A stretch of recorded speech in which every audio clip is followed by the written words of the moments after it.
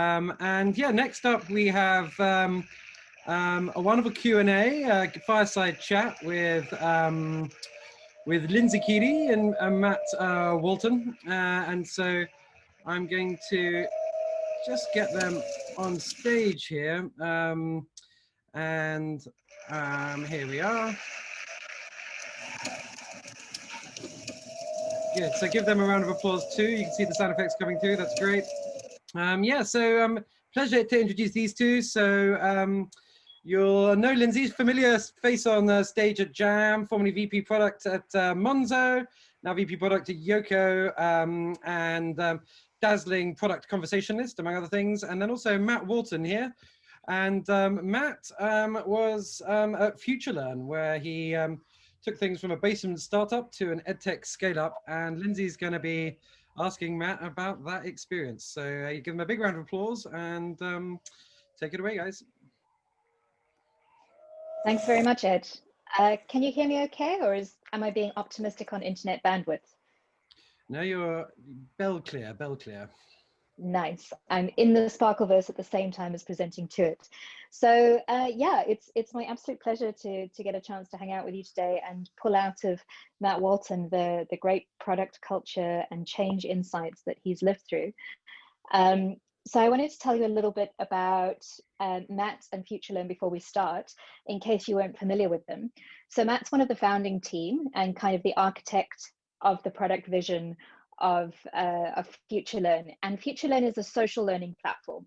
So basically it was founded by the Open University, does things from short courses all the way to online degrees from over 160 different leading universities and institutes.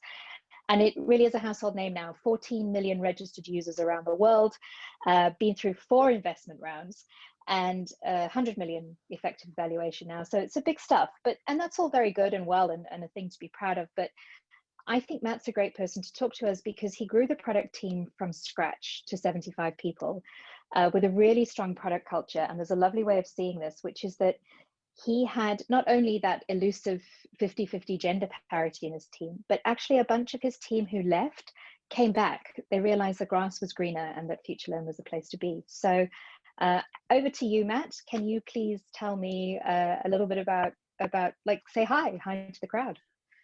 Hello, everyone. Thanks for welcoming me into the Sparkleverse. I am lucky enough in my flat to have a fireplace, so I thought where else better to do a fireside chat than at the fireplace. So welcome to my home. I have my FutureLearn Certificate of Achievement on the mantelpiece, which gave me 100% in product creation, delivery and evangelism. So I got given that as I left. So very nice to speak to you today. Awesome. Okay, thanks very much, Matt. The first thing we're talking about change today, and there's the big cliche that the only constant in life is change. And anybody who's lived in a startup will definitely feel that in their bones, and we all have through the pandemic. So instead of working against that, can you tell us how you think about constant change and kind of how you work with it a bit? Yes, so yeah, change is very much, I guess, a constant reality through the time at FutureLearn. And I think probably it is through any kind of organization that's a kind of startup or wants to be successful. And I think, so about a year or so into the FutureLearn journey, I was lucky enough to go to the South by Southwest Festival. And it was at a time where we were moving from, I guess, that sort of sense that it was a kind of project that we were kind of getting off the ground to turning it into very much a kind of sustainable organization and culture. And one of the talks that I went to whilst I was there was by someone called Phil Libin, who was the co-founder and CEO at Evernote. And he said something that kind of, I guess, really stuck with me, which was that my job is not to protect culture, it's to make sure that it evolves in the right way. And I think that's always been a bit of a kind of guiding light for me from that point, is like, you know, you need to lean into change and anticipate it and kind of embrace it.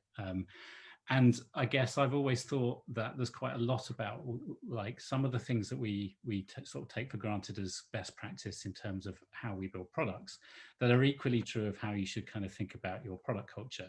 So that idea of kind of constant improvement and kind of iteration and celebrating learning and experimentation, I think are really important to kind of build into that culture. So for example, from, you know, very early on, we in our very first sprint, we held a kind of sprint retrospective, and that's something that we did religiously after that, and every kind of fortnight it gave us the opportunity to kind of reflect on our practice and how we worked and improve it. And at the point where we split from like one product team into multiple product teams, each of the product teams continued to do that, and that idea that every fortnight you would find things that you kind of wanted to improve was, you know, very much part of it. And as we grew, obviously there are things then that you can't do on a team basis. You need to do a more organizational level. So as part of our quarterly planning cycle, we then built into that this idea that that might be a moment where we can reflect and change some of the bigger things that you kind of might do. So, you know, potentially looking at team missions or personnel, but also things that you might do about how you work. So introducing a fire break sprint or something like that. So that idea of, like, I guess, constant change is really important. And then I think, you know, other things from that kind of product way of working are looking outside at what kind of others are doing and your competitors in the market, because the answers like that you need to change your culture are not within your own organization, because you need to be looking at people that are a bit bigger or a bit more mature than you.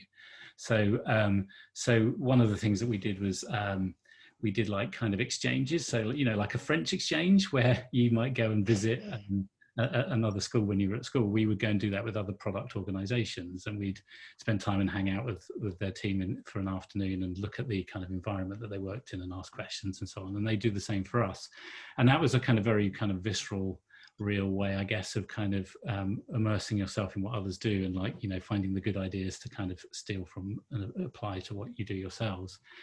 I think you also need to have ways to kind of gather insight from your users, which in this sense is your team. So, like, and when you do that in a kind of smaller organization, it's relatively easy to do that through one-to-ones or team meetings, and you can start a one-to-one with how's it going or something like that, which inevitably means that the thing that someone is worrying someone and is top of their brain falls out of their mouth, and you can have a bit of a conversation about that. But then as you grow, you kind of need to find other ways to do that. So we started to build a delivery function, which part of which was about, you know, gathering insights around, you know, the kind of throughput of things, but also team health and so on. That gives you a bunch of data that the teams could use to reflect on, like, you know, what they could do. But as a leadership team, you could also do that as well and go and, like, ask questions about why you're seeing that data in the same way that you might go and do some user research. And then I guess the last thing I'll say is, I think about how you make the changes as well. Like, so when you're making changes to products, like, generally continuous deployment is the best way to do it, because it's better than a big bang release, because it's less costly. You need to do less comms, it's less disruptive. You deliver value to your end users quickly. If it's less likely to have bugs, and if it does, you could roll it back easily. It also means you can potentially A/B test them, because you could roll something out to one team or get one team to try something, and then if it works, roll it out to the rest. But I guess there are moments where those, like, big changes are needed as well. So a big initiative where you want some kind of step change, like some 10x kind of change that's not iterative. And that could be because there's a big shift in direction, and you need that change to be noticed, like, and it does need to be disruptive, because you want people to kind of change their behavior.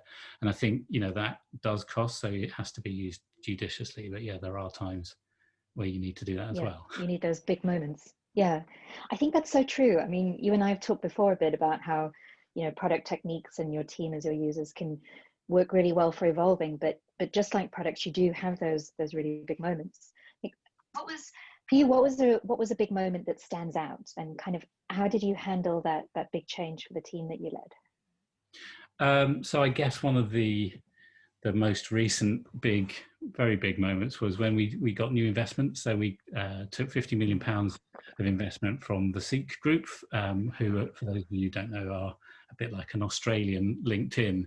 And like in the lead up to that investment, so it took a little bit of time, like the team were quite kind of curious as to, like, you know, who might be that kind of new shareholder and what impact might it have.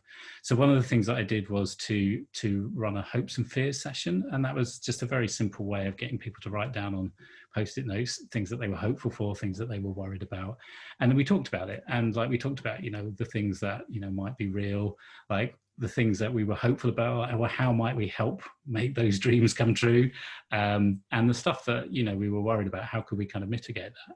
And even if there wasn't you know, a specific an action about something, like just the sheer act of kind of sharing it, I think kind of made people feel sort of more comfortable when the change actually happened.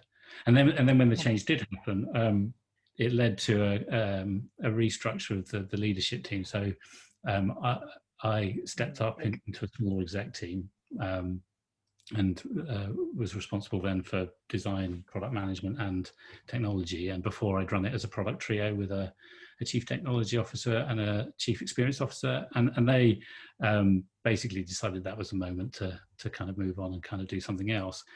And that was a huge moment for me personally, because like they were, you know, I guess part of my support network. But it was obviously a kind of really big moment for the technology team and the design team. So so basically I decided to take like that kind of that moment and try and change that moment of change that was kind of quite scary into something that was positive. So I did something that sounds a bit kind of BBC, and called it the Big Retro. And we basically, we had 5 one-hour sessions where we mixed up the team and talked about the things that were kind of bigger than teams themselves, about our product culture that we wanted to keep doing. What could we change and make better, and any ideas that we had for that.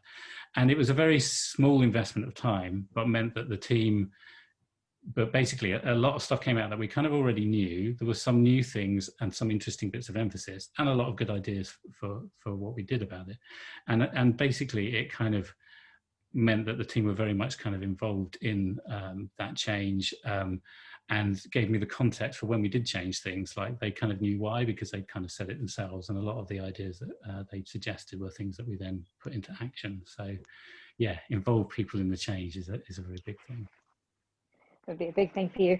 So I have loads more questions to ask you, particularly about how you think about like changing yourself. But I'm guessing that Ed's lingering presence here means that our time together is up. I don't know if you're hanging around today, and maybe in any of the areas, but if you are, I strongly recommend grabbing Matt and asking him kind of how he applies these same principles to how he thought about evolving his own role, and some of the cool stories from the FutureLearn days. There are lots of them.